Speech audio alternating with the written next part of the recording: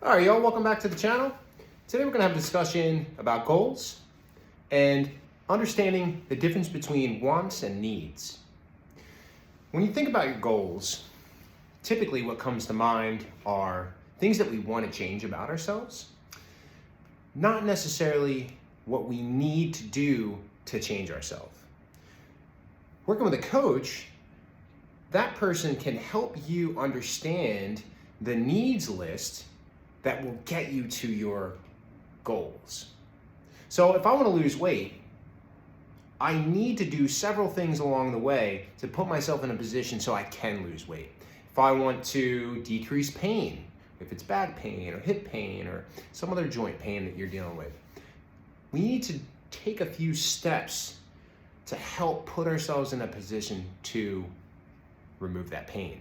We can't just do one exercise and the pain's gonna go away. We typically have to figure out what caused the weight gain, figure out what caused the pain, and start to take a multi-level approach with some structure and a relevant timeline to help us get to that final goal.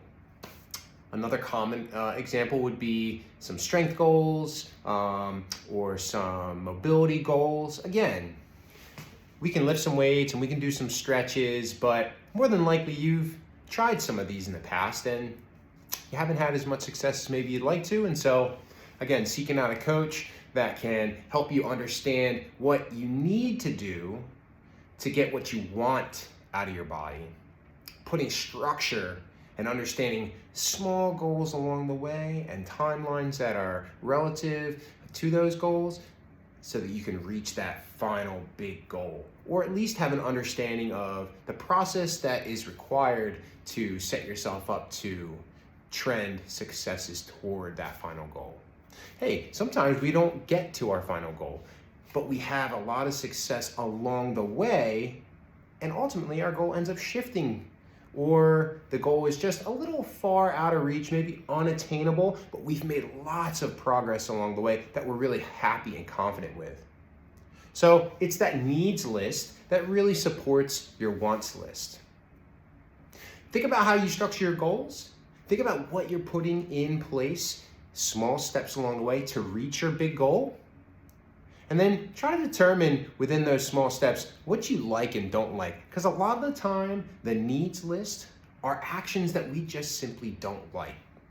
So we avoid them. We lean on things we're comfortable or confident with. Oftentimes the word hard gets associated with these topics. That's too hard for me to do on my own, so I just kind of don't do it. Even sometimes in training sessions, in coaching sessions with clients, we know what you need and you know what you want, and you may know what you need, but your negative bias mindset, your discomfort mindset's like, maybe I don't really need those things. I want to do the things that I really like. Again, that's another strong piece of the puzzle when you're putting little steps together to get to your goal that a coach can really encourage and help you do. I'm going to use myself for an example, and then we'll wrap this conversation up. I know that I really want to be really good at snowboarding. I know that I really want to have no pain in my lower back. I've experienced several situations in my life where I've had pain in my back and it limited me from being active. I also know that I want to be able to rotate really well because there's a few sport hobbies that I like to participate in, like golf and disc golf, that require me to rotate well. Well, my previous wants list were to play college football, to be as strong as humanly possible, and to be able to go for long hikes. Those were sort of the last 10 years, in my mid-20s. Those were sort of where my goals were. I just have different goals now in my mid-30s. And so I need to reassess what my needs list looks like so that I can put myself in position to have success in my new goals. If I continue to do the old patterns and the old habits that I had, I'm going to continue to perpetuate a lot of really high level strength in my body, but I'm not doing anything for the mobility that I need for rotation. If we look at how I used to train, so much of my emphasis was on straight ahead movement for a few steps to 20 steps, we'll say. Football, yards. 3 to 5 yards is what I needed to do every single time. There wasn't a lot of side to side and a lot of rotation. Didn't require me to have a lot of overhead mobility, for instance, or lateral hip mobility to be able to take that power step straight ahead.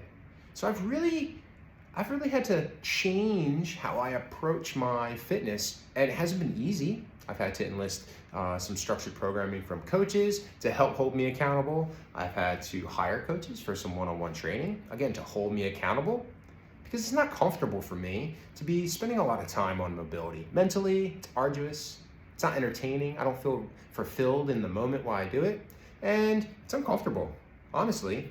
And so when I start to sort of weigh what I could tolerate or have an interest in dealing with discomfort, I'm pretty comfortable with a lot of discomfort from putting a heavy bar on my back or doing a lot of reps and my muscles burn a lot. I'm not necessarily enjoying how uncomfortable it is to get into some of these bigger, more complex stretches or hold those stretches for long periods of time. It's been challenging for me to find that patience, but it's part of my needs list to get me to my big goal. All right, and again, my goals have changed, so I'm reassessing my needs list. Anyhow, again, I'm just trying to put these videos together for you to have different ways to be critical of yourself, different ways to interpret maybe some of the things you're thinking about when it comes to your fitness goals, or also maybe even just rethinking about what your goals are and how maybe you can find success in reaching those goals. Okay, so it's a needs list and a wants list. Try to think of those as separate topics. Try to use one to influence the other. Your needs will help your wants. And we'll see you next time.